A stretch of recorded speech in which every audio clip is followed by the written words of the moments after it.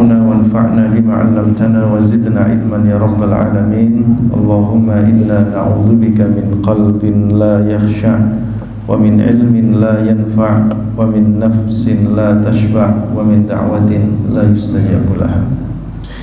Ma'asyiral muslimin, jamaah yang dimuliakan Allah Subhanahu wa taala. Pagi hari yang penuh berkah ini kita bersyukur kepada Allah atas limpahan nikmat dan karunia-Nya. Allah berikan kepada kita kesehatan, Allah berikan kepada kita kesempatan, Allah mudahkan kita untuk melangkahkan kaki hadir ke masjid ini melaksanakan sholat subuh berjamaah. Dan mudah-mudahan Allah menjaga iman Islam kita sampai akhir hayat insyaallah. Amin ya rabbal alamin.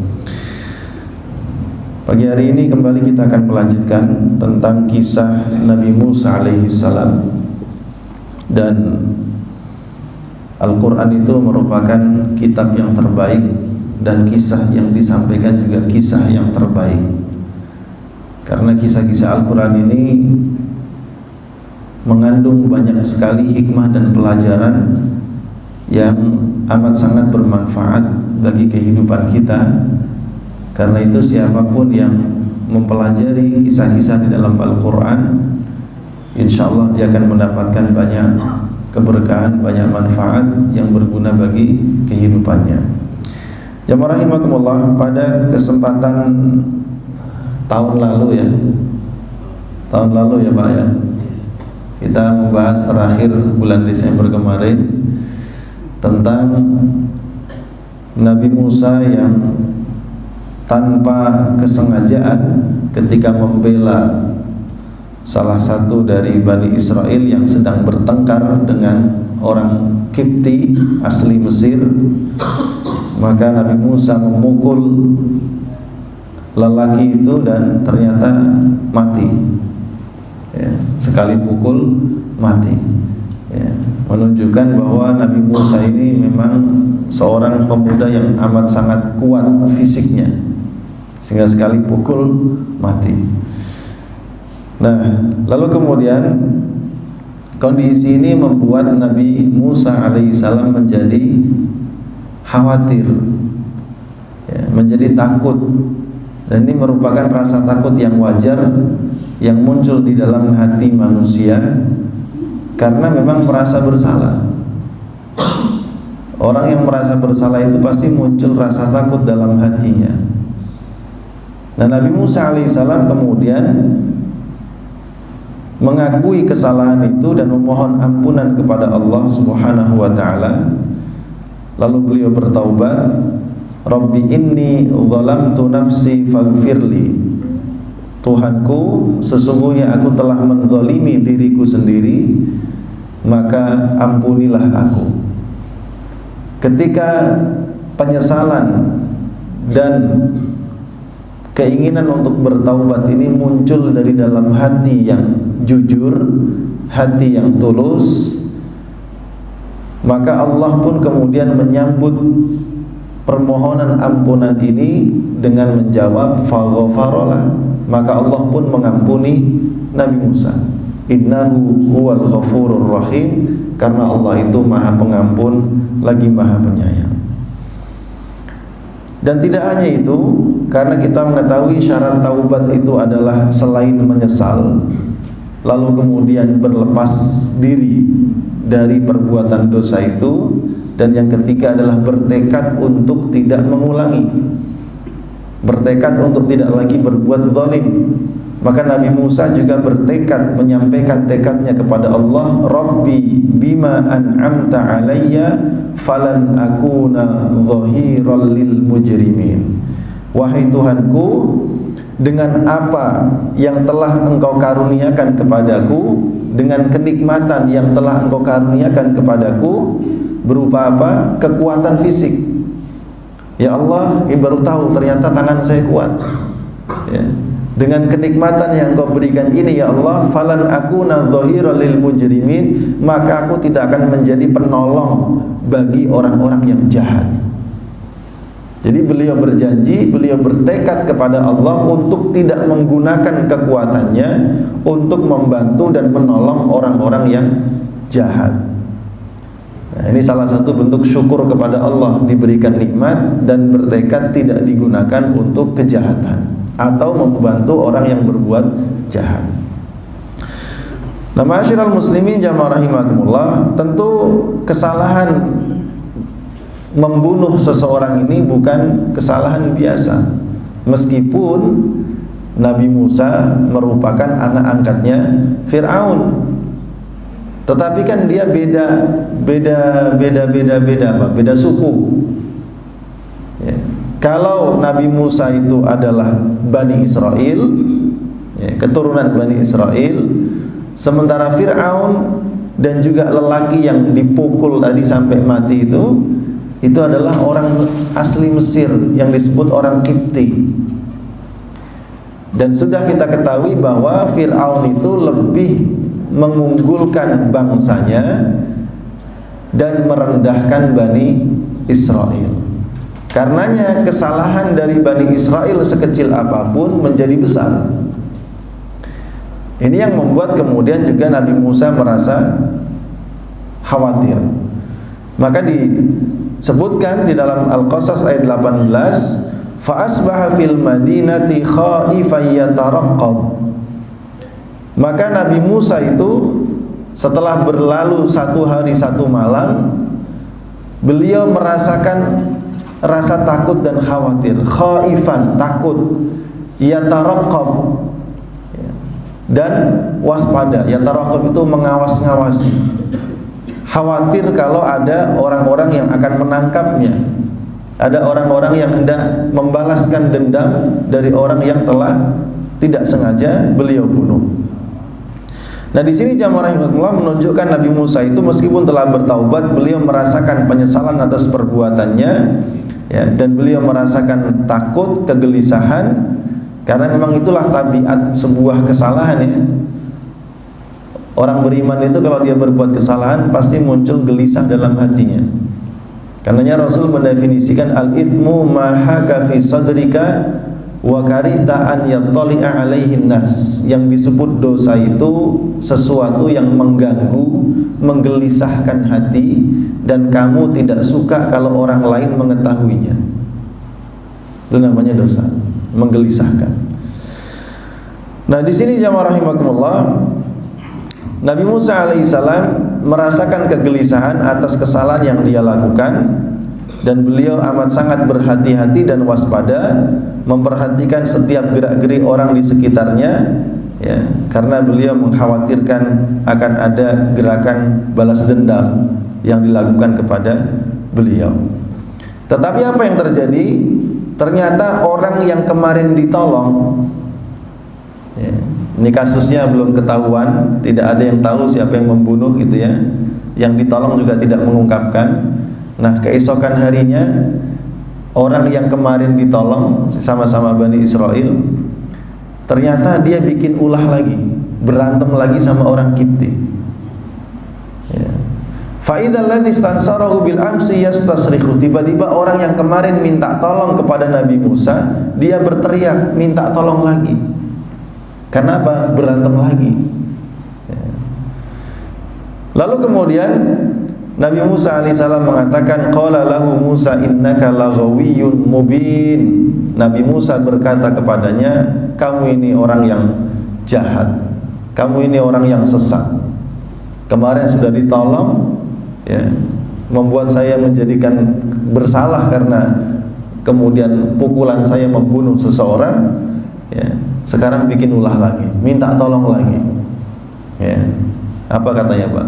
Tuman ini Pak, ya, berantem, ya, kebiasaan. Nah, di sini kemudian jamaah rahimakumullah, falamma an arada an yabtisha billadhi huwa aduwwul lahuma. Meskipun demikian, karena Nabi Musa ini orangnya orang yang baik, dan sejak awal memang beliau ini orang yang selalu membela Bani Israel, karena bukan karena sekedar ini bangsanya, tetapi karena Bani Israel memang kondisinya tertindas. Karenanya dorongan dari dalam diri Nabi Musa untuk membantu orang lain itu sangat kuat, ya. Maka meskipun orang ini kemarin berbuat salah sudah ditolong, terus sekarang berantem lagi, maka juga Nabi Musa masih terdorong untuk membantu. Ya. Maka diceritakan di situ, maka ketika Nabi Musa hendak arada an yabtisha billadhi huwa aduwwul lahuma, ketika Nabi Musa hendak memukul ya, orang yang tadi berantem itu ya, dari kalangan Qibti yang menjadi musuh bagi keduanya, qala ya Musa aturidu an taqtulani kama qatalta nafsan bil ams in turidu illa an takuna jabbaran fil ardi wa ma turidu an takuna minal muslihin. Ternyata kemudian orang Bani Israel ini salah sangka, dikira yang mau dipukul dia. Ya, dia orang Bani Israel berantem sama orang Qibti, minta tolong kepada Nabi Musa. Kata Nabi Musa kepada orang Bani Israel ini, kamu ini jahat ya, kamu ini sesat, kemarin sudah ditolong sekarang berantem lagi ya. Ketika Nabi Musa sudah mulai ngangkat tangan ya, dikiranya Bani Israel itu Nabi Musa mau mukul dia ya. Kemudian dia teriak, si Bani Israel ini, apa yang dia ucapkan, wahai Musa, apakah engkau hendak membunuhku seperti engkau telah membunuh seseorang kemarin? In turidu illa an takuna jabbaran fil ardi, tidaklah engkau menginginkan kecuali ingin menjadi orang yang jabbar. Jabbar itu orang yang apa? Kata preman ya. Orang yang keras di muka bumi. Wa ma turidu an takuna minal muslihin, dan engkau tidak ingin menjadi orang yang berbuat kebaikan. Nah, ini jadi salah sangka. Maka tadinya yang kemudian orang lain itu nggak tahu kalau yang membunuh orang kemarin adalah pukulannya Nabi Musa, gara-gara Bani Israel yang salah sangka ini teriak karena takut dipukul Nabi Musa, akhirnya semua orang tahu. Loh, ternyata kemarin yang bunuh Musa. Ya. Maka orang Qibti yang tadi bermusuhan itu dia lari lapor kepada Fir'aun bahwa kejadian kemarin yang menewaskan seorang Qibti ternyata adalah disebabkan karena pukulan tangannya Nabi Musa alaihi salam. Nah, di sini kemudian jamaah rahimakumullah bahwa hal ini akan dibaca oleh Fir'aun, oleh penguasa saat itu. Wah, ini Musa belain Bani Israel dan sudah berani membunuh salah satu dari orang Qibti. Jangan-jangan Musa ini merencanakan satu makar yang besar. Jangan-jangan Musa ini ingin menyusun kekuatan untuk melakukan kudeta ya. Jadi seperti itulah kemudian penguasa ini membaca, karena selama ini Bani Israel itu ditindas, lemah. Tiba-tiba ada kasus seorang Qibti mati terbunuh. Misterius siapa yang membunuh. Kemudian muncul informasi bahwa yang membunuh adalah Musa. Meskipun Nabi Musa adalah anak angkatnya Fir'aun, tapi tetap saja karena bukan anak kandung, apalagi Nabi Musa ini dari Bani Israel, maka muncul kecurigaan di dalam hati Fir'aun dan juga para pembesar-pembesarnya ya. Maka kemudian kondisi ini menjadikan Nabi Musa alaihissalam semakin waspada ya, karena kemudian nanti Nabi Musa ini akan dicari-cari, Pak ya, jadi buronan ya. Nah, di sini jamaah rahimakumullah, lalu kita melihat bahwa informasi yang beredar di istana tentang kecurigaan mereka bahwa Nabi Musa ini merencanakan sesuatu yang besar ya, membuat kekhawatiran tersendiri. Karenanya kemudian ada salah satu dari orang-orang yang mengetahui informasi tentang rencana Fir'aun dan pembesarnya untuk menangkap Nabi Musa ini. Informasi ini disampaikan secara rahasia kepada Nabi Musa alaihi salam. Maka disebutkan waja'a rajulun min aqsal madinati yas'a, maka datanglah seseorang dari negeri yang sangat jauh. Min aqsal madinati yas'a ya. Dia berusaha untuk mendatangi Nabi Musa. Qala ya Musa innal mala'a ya'tamiruna bika. Dia berkata, wahai Musa, sesungguhnya Fir'aun dan pengikutnya mereka telah merencanakan sesuatu untukmu. Untuk apa? Liyaqtuluka, untuk membunuhmu. Fakhruj inni laka minan nasihin. Maka keluarlah, pergilah, tinggalkan negeri Mesir ini. Sesungguhnya aku hanya hendak memberikan nasihat kepadamu. Orang ini tahu dari mana? Nah, tentu orang ini pasti orang yang ada di dalam lingkaran istananya Fir'aun. Ya. Disebutkan kok dia dari negeri yang sangat jauh. Maksudnya ini berarti istananya Fir'aun itu berada di tempat yang sangat jauh. Ya. Dan disebutkan dalam beberapa riwayat tafsir, orang ini adalah orang yang beriman. Orang ini beriman tetapi merahasiakan keimanannya, ya. Dan karena dia tahu Musa juga orang yang beriman, maka dia berinisiatif untuk menyampaikan rencana jahat Fir'aun ini kepada Nabi Musa alaihissalam supaya Nabi Musa selamat, yaitu dengan disuruh, ya, diberikan masukan supaya beliau keluar meninggalkan kota Mesir. Ya. Nah, jamaah rahimakumullah, ini ya kalau ini difilmkan seru ya Pak. Artinya ini kondisi yang memang sangat mencekam gitu. Ya, karena Nabi Musa kan membunuh itu bukan niatnya. Beliau niatnya membantu, membela. Ya, ternyata sekali pukul mati. Bukan suatu kesengajaan. Ya, itu namanya apa? Pembunuhan tanpa sengaja. Bukan pembunuhan terencana, beda lagi. Ya. Karenanya kemudian Nabi Musa alaihissalam ini mengikuti saran dari orang tersebut. Fakharaja minha khaifan yataraqqab. Maka keluarlah Nabi Musa minha dari Mesir khaifan dalam keadaan takut, yataraqqab dan waspada. Ya. Yataraqqab, waspada, berjaga-jaga jangan sampai ketahuan, jangan sampai tertangkap. Qala rabbi najjini minal qaumidz zalimin. Disinilah kita melihat Nabi Musa itu dalam kondisi susah, kondisi takut, ya.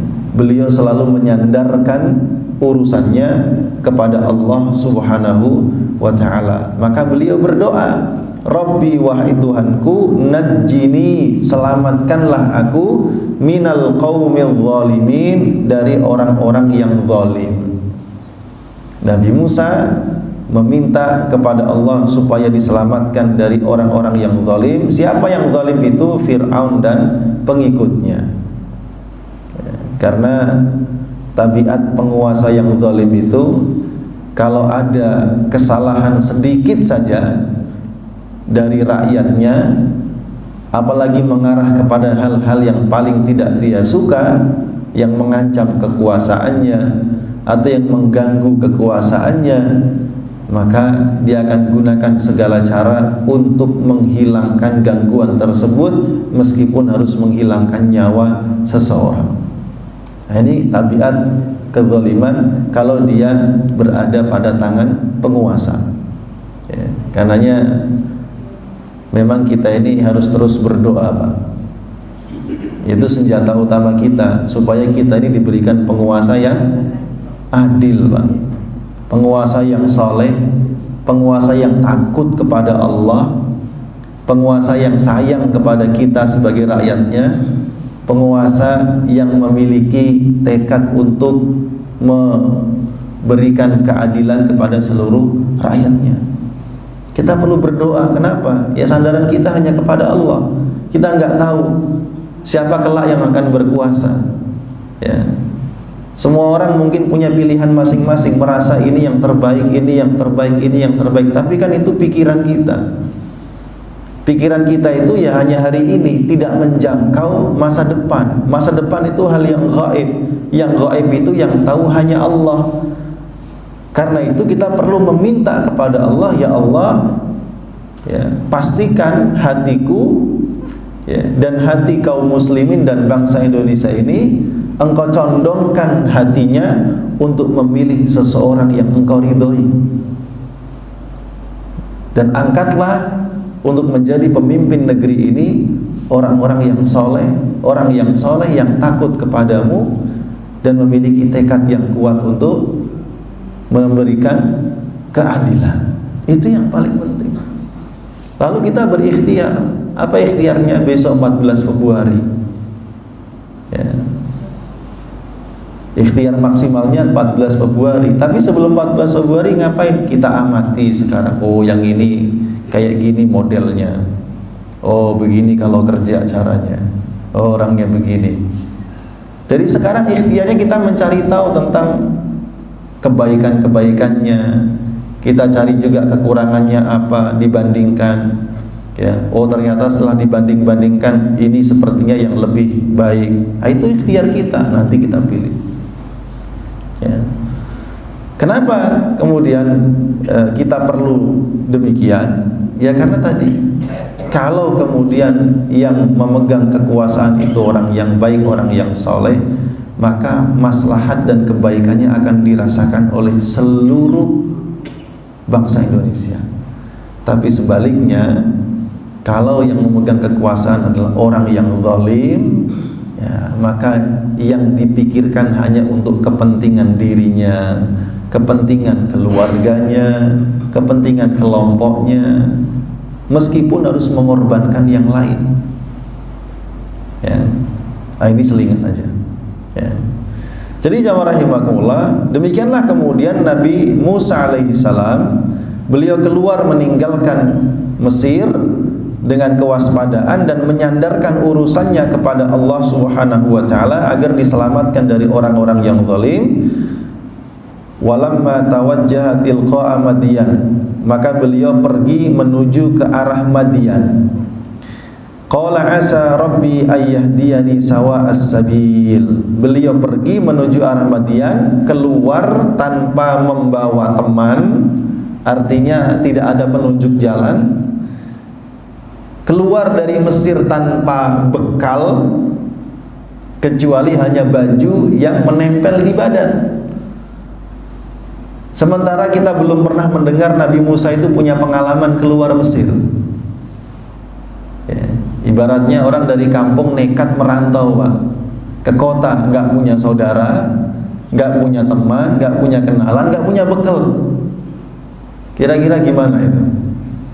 Ya, pasti akan mengalami banyak kondisi yang sangat menyulitkan, sangat sulit dan sangat menyedihkan barangkali. Ya. Tetapi lagi-lagi Nabi Musa alaihissalam menyandarkan urusannya hanya kepada Allah. Qala asa rabbi, mudah-mudahan Tuhanku, an yahdiyani, memberikan petunjuk kepadaku, sawa as-sabil, kepada jalan yang lurus.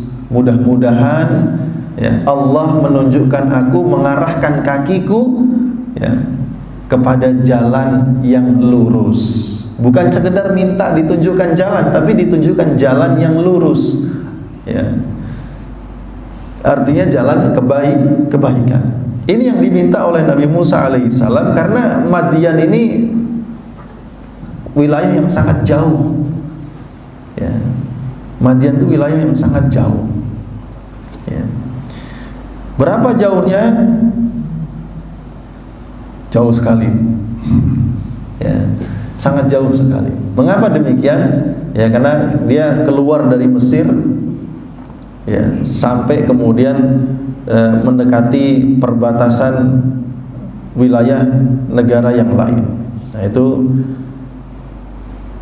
wilayah Madian. Nah, ma'asyiral muslimin jamaah rahimakumullah, negeri Madian itu berada di sebelah selatan wilayah Syam dan ada di sebelah utara wilayah Hijaz. Hijaz itu berarti katakanlah Saudi Arabia. Ya, berarti ya sangat jauh, pertengahan antara itu. Ya. Jarak yang sangat jauh, ya, yang sangat sulit dicapai ke sana, dan beliau menyandarkan urusannya hanya kepada Allah Subhanahu wa taala, dan beliau meminta supaya Allah menunjukkan kepada beliau jalan yang lurus. Nah, kemudian di sini kita melihat jamaah rahimakumullah,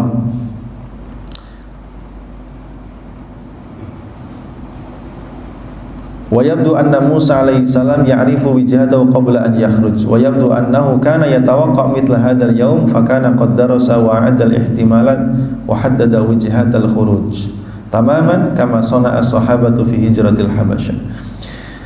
Maka kemudian ketika beliau sampai ke wilayah Madian, jadi ada ulama yang mengatakan memang beliau keluar itu sengaja ke wilayah Madian, tapi ada yang mengatakan beliau tidak tahu mau kemana, tetapi meminta petunjuk kepada Allah, maka Allah sampaikan beliau ke negeri Madian.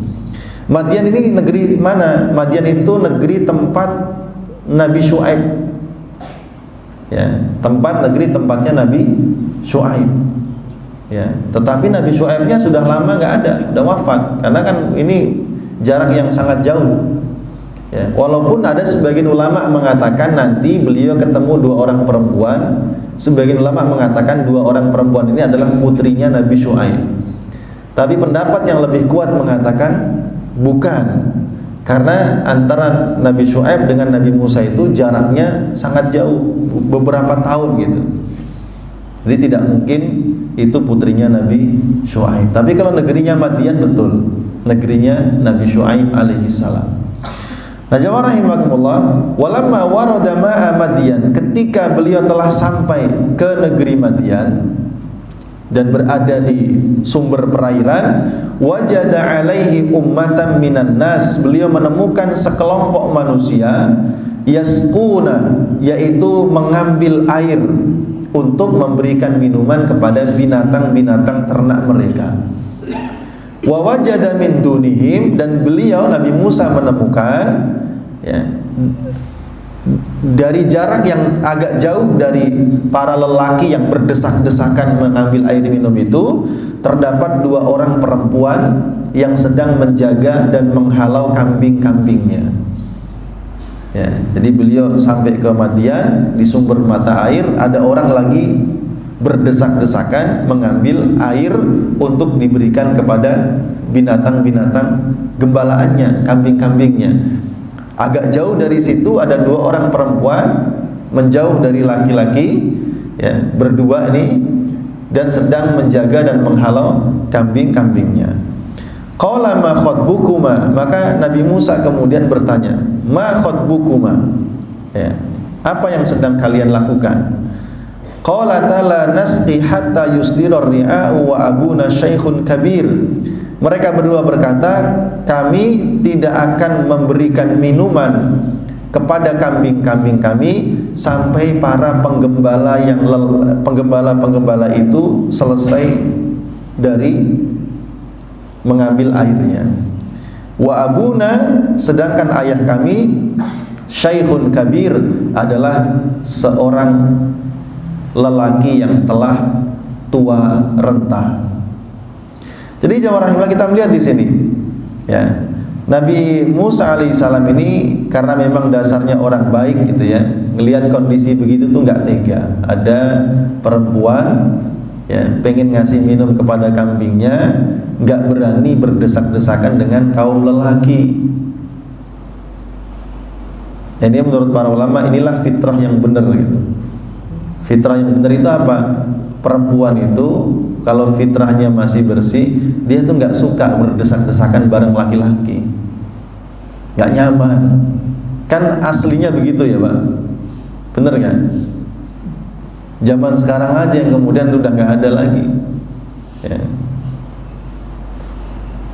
Jadi al-aslunya gitu ya, fitrah perempuan itu dia tidak suka berdesak-desakan dengan perempuan. Begitu juga sebaliknya laki-laki tidak suka berdesak-desakan dengan perempuan, perempuan tidak suka berdesak-desakan dengan laki-laki, atau bahasa agamanya ikhtilat. Ikhtilat, ya, campur baur. Ya.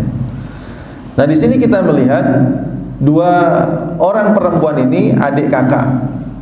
Mereka menggembala kambing, berarti mereka ini bekerja.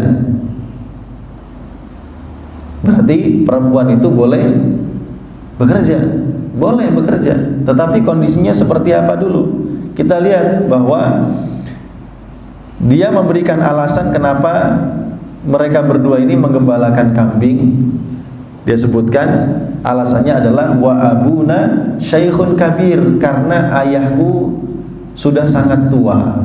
Karena usianya yang tua, tidak mungkin beliau yang menggembala kambing, tenaganya udah nggak sanggup. Ya. Hal ini juga menandakan mereka tidak memiliki saudara laki-laki, dan juga menandakan mereka tidak memiliki seorang pembantu. Ya, tidak punya pembantu, walaupun cuma seorang, nggak ada pembantu laki-lakinya. Karenanya dengan sangat terpaksa dua orang perempuan ini harus bekerja, mencari nafkah, menggantikan tugas ayahnya yang sudah tua. Nah, jadi perempuan itu bekerja karena dalam kondisi begitu. Kenapa? Karena perempuan itu kalau dalam Islam, jamaah rahimakumullah, itu nafkahnya ditanggung. Kalau dia masih menjadi seorang anak, yang menanggung nafkahnya adalah ayahnya. Kalaupun ayahnya sudah meninggal, yang menanggung kakeknya kalau ada kakeknya. Kalau tidak ada, pamannya. Nggak ada lagi ya saudara laki-lakinya kalau punya saudara laki-laki. Kalau nggak ada semua, ya dia bekerja sendiri. Gitu. Kalau dia nanti menikah, dinikahkan oleh ayahnya, dipasrahkan kepada suaminya, maka yang menafkahi adalah suaminya. Dalam kondisi tertentu suami tidak sanggup untuk memberikan nafkah karena keterbatasan, maka sang istri dengan sangat terpaksa diperbolehkan bekerja. Ya. Nanti kalau dia sudah pensiun, sudah uzur, ya, maka siapa yang menanggung nafkahnya? Anaknya. Ya. Seorang anak itu punya kewajiban untuk memberikan nafkah kepada orang tua yang memang sudah lemah, tidak produktif lagi. Mau anak laki-laki, mau anak perempuan sama, disesuaikan dengan kemampuannya masing-masing. Ya. Nah, kita melihat di sini jamaah rahimakumullah, bagaimana tabiat pekerjaan mereka. Apakah mereka bekerja apa saja? Ya, lihat, memang mereka ini bekerja seperti pekerjaan laki-laki, sama-sama menggembalakan kambing. Tetapi dua orang perempuan ini, karena dia terdidik dengan didikan kebaikan dan kesolehan, dia tahu perempuan tidak boleh bercampur dengan laki-laki. Karenanya mereka menjaga diri. Saat para lelaki itu berdesak-desakan mengambil air, mereka nungguin. Nanti kalau yang semua penggembala yang laki-laki udah selesai, baru mereka ngambil air. Makanya tadi ketika ditanya Nabi Musa, apa yang kalian lakukan? Mereka berkata, kami tidak bisa dan tidak akan memberikan minum kepada kambing-kambing kami sampai para penggembala-penggembala itu selesai melakukan tugasnya. Nanti kalau sudah pergi semua, bubar, ya, sumber air itu sepi, nggak ada lagi laki-laki di sana, baru kami akan mendekat, mengambil air, memberikan minum kepada kambing-kambing kami. Ini menandakan bahwa mereka bekerja dan tetap menjaga adab dan batasan-batasan yang memang harus dijaga. Karenanya ini menandakan bahwa seorang perempuan sekalipun dia harus bekerja di luar rumah, ya, baik itu untuk membantu orang tuanya, membantu suaminya, maka hendaknya dia mencari pekerjaan yang tidak mencampur antara laki-laki dan perempuan. Ya, nah ini kenapa demikian? Ya, kondisi ikhtilat itu sedikit banyak menimbulkan madharat, Pak. Berapa banyak ya terjadi perselingkuhan karena satu kantor, satu ruangan, atau sering jalan bareng. Ya, itu kan terjadi kadang-kadang. Orang agamanya sekuat apapun, kalau sudah kena hembusan fitnah model seperti ini, banyak yang melempem, Pak. Ya, banyak yang melempem. Saya pernah bertemu, saya punya, katakanlah saya pernah ngajarin ngaji gitu, ibu-ibu ini masih muda. Waktu saya ajarin, dia anak-anaknya masih kecil, masih harmonis dengan suaminya. Selesai pisah gitu ya, artinya pisah dari saya itu udah nggak belajar ngaji lagi. Ketemu lagi beberapa tahun kemudian, sekitar 5, 6, 7 tahun. anaknya udah mulai gede, udah SMP, SMA, ya, udah pindah rumah. Saya tanya, tiba-tiba itu cerita, saya udah pisah Ustaz dengan suami. Kok bisa? Iya, orang nggak ada angin, nggak ada hujan, tiba-tiba minta pisah Ustaz. Gitu. Ternyata setelah ditelusuri, nah tadi itu Pak, ya, kena cinlok. Apa cinlok Pak? Cinta lokasi. Dia menikah lagi dengan teman wanita satu kantornya.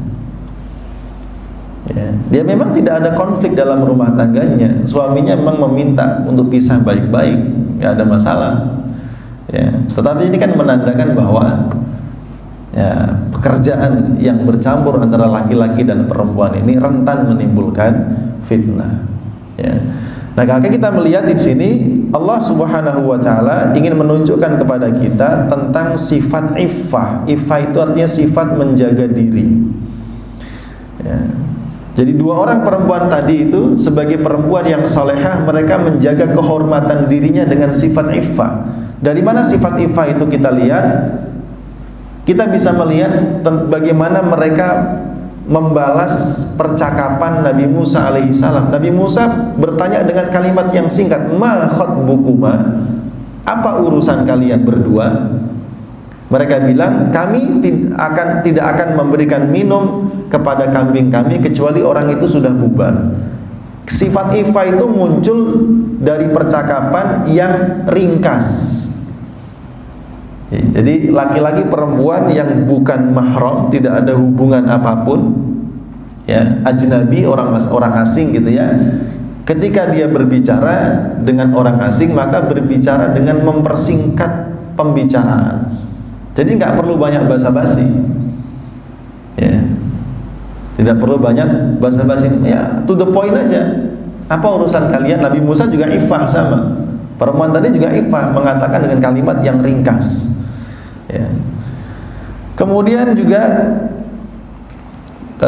sifat iffah mereka ditunjukkan dari bagaimana mereka tidak membuka pembicaraan kepada laki-laki lain kecuali setelah ditanya. Ya. Mereka nggak minta tolong kepada Nabi Musa, tapi Nabi Musa yang nggak tega ngelihatnya, ya, maka Nabi Musa bertanya gitu ya, ada apa? Gitu. Dan mereka pun kemudian menyampaikan dengan jawaban yang ringkas. Wa min ifatil mar'ataini taqdimuhuma an-nafyu fi kalamihima. Min ifatil mar'ataini annahuma ja'alata ghayata wuqufihima adamu ikhtilat. Di antara bentuk iffahnya adalah mereka tidak mau berikhtilat.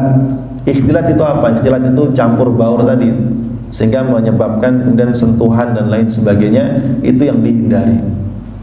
Ya, ini kalau ada perempuan seperti ini berarti ini perempuan terhormat, Pak, iffah. Ya. Adapun Nabi Musa, beliau juga menunjukkan sifat iffahnya dengan sama dengan percakapan yang ringkas, dan beliau juga kemudian tidak menawarkan diri, ya, karena sudah ketahuan perempuan ini butuh bantuan, jadi nggak perlu nawarin lagi. Mau nggak saya bantu? Nggak perlu. Ya. Sudah kelihatan butuh bantuan, maka beliau langsung membantu. Ya, setelah ditanya kenapa, apa urusan kalian berdua, ditanya kami hendak ngasih minum tapi kami nggak bisa karena terhalang oleh para lelaki itu, sedangkan ayah kami adalah seorang ayah yang sudah tua. Ya, maka Nabi Musa langsung gercep. Ya, Nabi Musa langsung gercep, gerak cepat. Fasaqalahuma, maka Nabi Musa pun kemudian mengambilkan air untuk mereka berdua. Ya, supaya mereka bisa memberikan minuman kepada kambing-kambingnya. Dan di antara bentuk sifat iffahnya Nabi Musa, beliau ini orang yang ikhlas, Pak. Beliau nggak nunggu ucapan terima kasih. Setelah ngasih air, ya udah beliau pergi. Ya, nggak ditungguin gitu, nggak. Karena memang apa ya, orang yang punya sifat iffah itu dia nggak bisa dalam apa ya, bertahan dalam waktu yang lama dengan perempuan yang bukan siapa-siapanya. Ya, tidak bisa. Begitu juga perempuan yang iffah itu dia merasa tidak nyaman kalau ditunggui oleh laki-laki yang bukan siapa-siapanya. Itu sifat iffah. Ya. Karenanya Nabi Musa tidak banyak ngomong, langsung dia ambil air dari sumber mata air itu, diberikan kepada wanita itu, beliau langsung pergi. Maka di sini kemudian diungkapkan fasaqalahuma thumma tawalla ila dhilli. Nabi Musa memberikan air kepada mereka berdua, lalu beliau kemudian pergi berteduh di bawah pohon. Ya, nyari pohon yang rindang, berteduh di situ. Kemudian lagi-lagi Nabi Musa menyandarkan urusannya hanya kepada Allah, maka beliau berdoa, qala rabbi inni lima anzalta ilayya min khairin faqir. Ini doa yang indah, Pak. Ya, boleh kita pakai nih saat kita dalam kondisi sangat membutuhkan pertolongan Allah, baca doa ini. Rabbi, wahai Tuhanku, inni sesungguhnya aku lima anzalta ilayya, terhadap nikmat yang Engkau turunkan kepadaku, min khairin berupa kebaikan, fakirun amat sangat membutuhkan. Ya Allah, aku sedang sangat membutuhkan kebaikan darimu. Artinya membutuhkan pertolongan. Kok bisa begitu? Iyalah, Nabi Musa keluar dari Mesir, ya kan? Pergi tanpa teman, tanpa bekal, datang ke kota Madian, itu kota asing, bukan negerinya, nggak punya saudara, nggak punya kenalan, di situ nggak punya rumah, mau nginep di mana nggak tahu, mau makan apa nggak tahu, ya, nggak punya rumah, nggak punya pekerjaan pula, ya, nggak ada istri pula. Ya, ini kan kondisi yang sangat menyedihkan. Tadi saya katakan orang dari kampung merantau jauh-jauh ke Jakarta, tempat yang asing, nggak pernah dia ketahui, nggak punya saudara, nggak punya teman, nggak punya kenalan, nggak punya apa-apa, nggak punya bekal. Ya. Nyender di bawah pohon, doa Rabbi inni lima anzalta ilayya min khairin faqir. Ya. Nanti doa ini diijabah oleh Allah, Pak. Ya, doa ini akan diijabah oleh Allah. Jadi Nabi Musa itu ketika datang ke kota Madian, prinsipnya satu, karena beliau orang baik, maka prinsipnya berbuat baik. Karenanya perempuan asing tadi nggak dia kenal, tapi karena butuh bantuan, beliau nggak nanya kamu siapa, anaknya siapa, asalnya dari mana, nggak nyari tahu. Ya, butuh bantuan dibantu aja, selesai bantu ya sudah, nggak nyari tidak mencari ucapan terima kasih, tidak mencari imbalan, ikhlas, benar-benar luar biasa. Ya.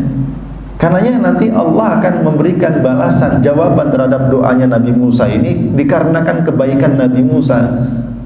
Ya, di antaranya kebaikan beliau kepada dua orang perempuan tadi. Nah, ma'asyiral muslimin jamaah rahimakumullah.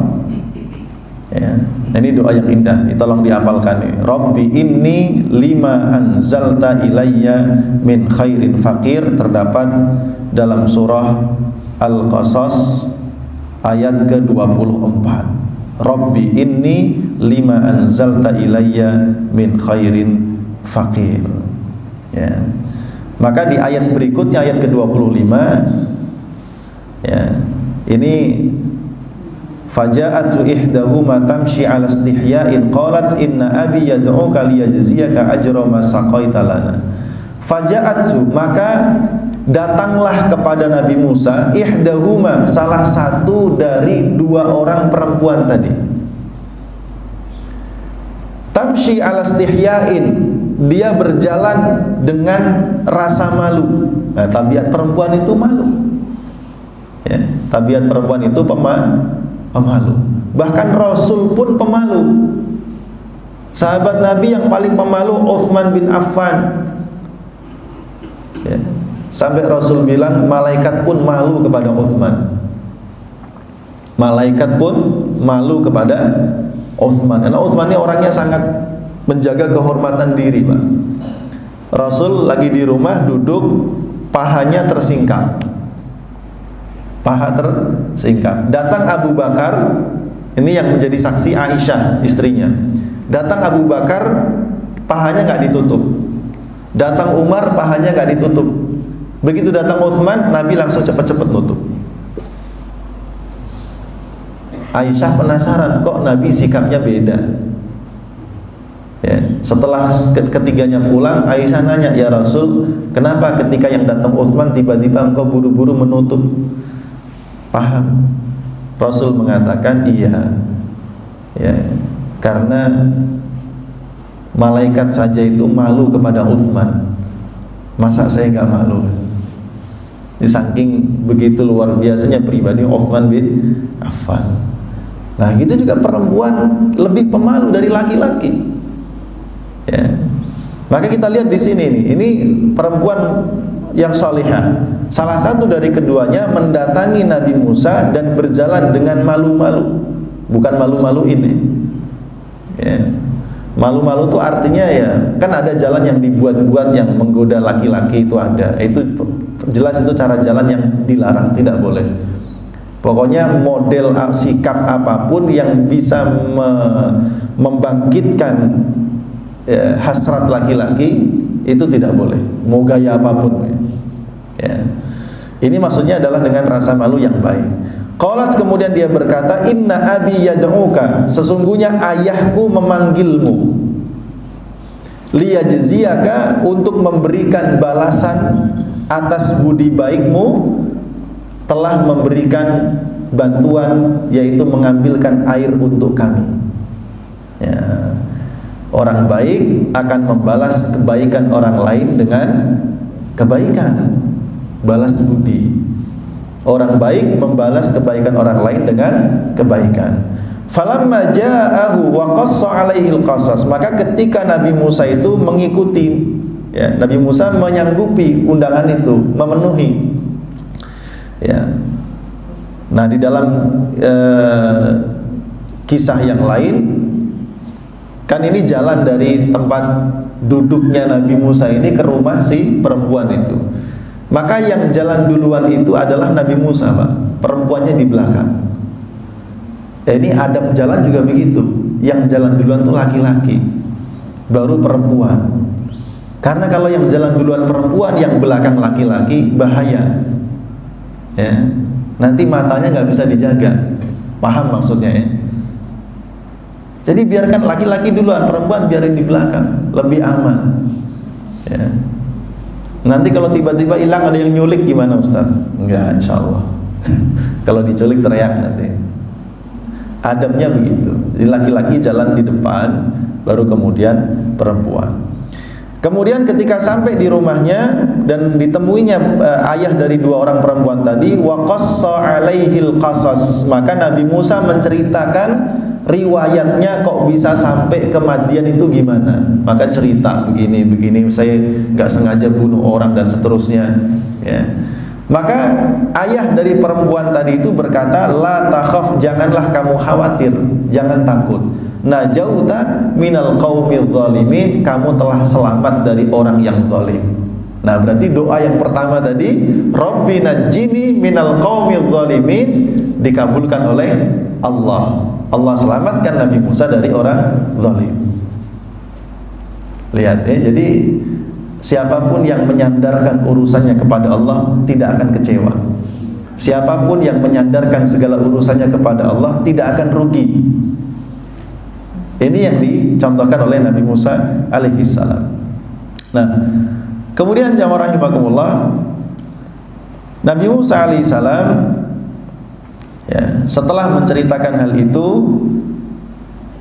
ya, tadi sudah kita sampaikan, laki-laki tadi ada yang bilang itu adalah Nabi Syuaib, tapi pendapat yang lebih kuat dan saya pilih, dia bukan Nabi Syuaib, ya, karena jarak masanya terlalu jauh. Qalat ihdahuma ya abati istajirhu, berkatalah salah seorang perempuan tadi kepada ayahnya, wahai ayah, istajirhu. Apa itu istajirhu? Ya, wahai ayah, jadikan dia sebagai pekerja kita. Ya, atau sewalah tenaganya, berarti kan dipekerjakan maksudnya, berikan dia pekerjaan. Inna khaira man istajartal qawiyul amin, sungguh sebaik-baik orang yang engkau pekerjakan yang punya dua sifat, al-qawi, kuat fisiknya, al-amin, yang bisa dipercaya untuk megang amanah. Nah, ini oleh sebagian ulama, dua sifat ini dijadikan salah satu ciri karakter pemimpin yang baik, Pak. Satu, punya kekuatan fisik, ya, sehat, ya, enggak sakit-sakitan, ya kan? Kemudian yang kedua, bisa memegang amanah. Ya. Ini dua kriteria. Yang ini juga diberikan oleh Allah kepada Talut, ketika Bani Israel itu minta pemimpin, Allah angkat Talut. Ya. Kenapa alasannya Allah pilih Talut? Bani Israel nolak. Alasan Bani Israel menolak Talut, kenapa? Talut itu miskin. Orang miskin mah nggak pantas jadi pemimpin, nggak punya duit. Ya, nanti kalau punya duit dibagi-bagi duit, nggak ada yang dibagi. Oh, nggak punya. Menurut Bani Israel, tapi kata Allah enggak. Ya, wazadahu bastatan fil ilmi wal jism. Talut itu punya dua kelebihan. Allah berikan kepadanya keluasan ilmu, ilmunya luas, pengalamannya banyak, jaringannya luas, wal jism, fisiknya kuat. Nah itu Talut, makanya jadi raja dia. Ilmunya luas, fisiknya kuat, nggak ada syarat punya duit banyak. Ya. Nabi Musa alaihissalam al-qawi, fisiknya kuat. Lah kok perempuan itu tahu? Kan dah kelihatan kemarin berdesak-desakan dengan para laki-laki dan bisa ngambil air. Ini Nabi Musa itu ketika ngambilin air, laki-laki yang sedang berkerumun banyak itu dibelah gitu semua, minggir semua. Persis kalau bapak ibu pergi umrah lihat orang Afrika yang gede-gede lagi mau mencium hajar aswad, pinggirin semua gini. Ya Pak ya. Saking kuatnya gitu. Al-Amin juga bisa memegang amanah. Ya, ini saya nggak tahu kok materinya masuk ke sini ini. Ini tentu bukan kebetulan Pak. Ya, tentu ini merupakan kehendak dari Allah. Hari ini saya bahas ini. Padahal saya nggak sampai ke sini pikiran saya. Ya, baik. Kemudian jamaah rahimakumullah, sedikit lagi, qala inni uridu an unkihaka ihdabnatayya hataini. Kata anaknya mengusulkan kepada ayahnya, jadikan dia pekerja, ya. Tapi kata ayahnya menawarkan kepada Nabi Musa, wahai Musa, aku ingin menikahkan kamu dengan salah satu dari putriku ini. Loh, kan?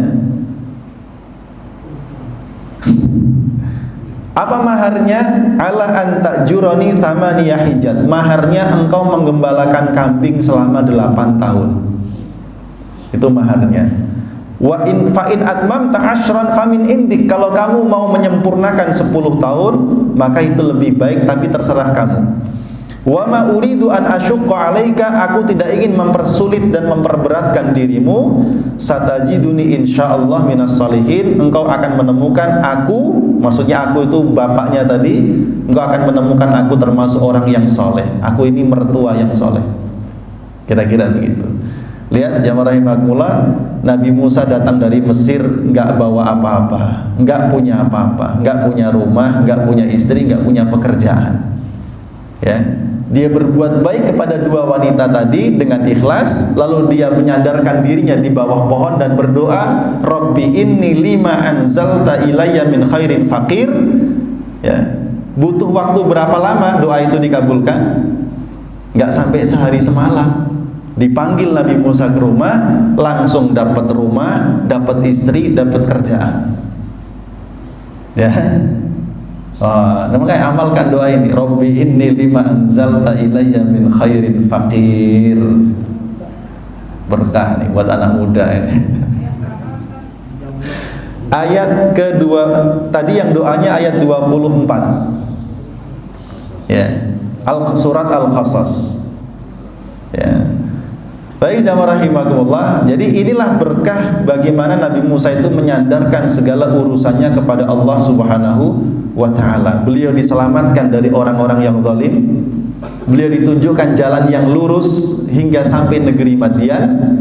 Dan di antara bukti keberkahan jalan yang lurus itu, beliau mendapatkan apa yang beliau butuhkan. Beliau dapat tempat tinggal, beliau dapat istri, beliau dapat pekerjaan, hidupnya tenang. Ya kan? 10 tahun.